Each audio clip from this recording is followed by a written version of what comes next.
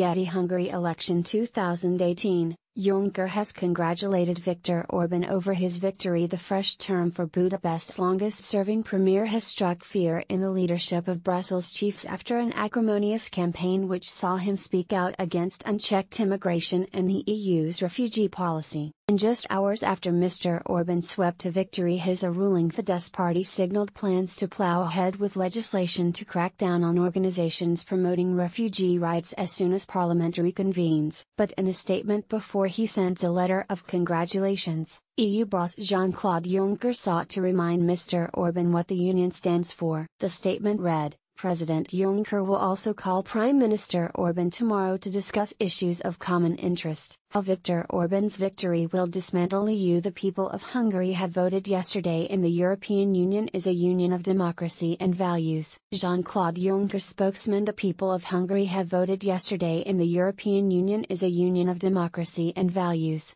President Juncker and the Commission feel that defending these principles and defending these values is the common duty of all member states with no exception.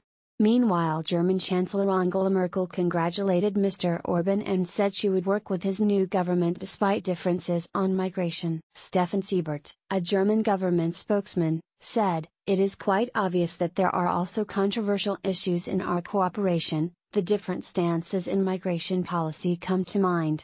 Getty Hungary election 2018, Viktor Orban swept to victory. For his fourth term, the right-wing nationalist projected himself as a savior of Hungary's Christian culture against Muslim migration into Europe, an image which resonated with more than 2.5 million voters, especially in rural areas. His Fidesz party won a two-thirds majority for the third straight time in Sunday's election, meaning he again has the powers to change constitutional laws, potentially paving the way for further friction with the EU.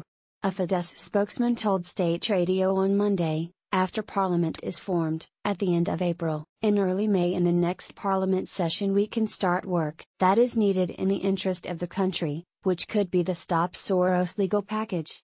Although Hungary is economically and financially dependent on Western European markets and investment, as well as EU structural aid, in recent years Budapest has pushed back against Brussels-based governance. Much of this is triggered by Mr. Orban's opposition to the EU's refugee policy and his party's campaign on a nationalist agenda which advocates more sovereignty rather than more Europe.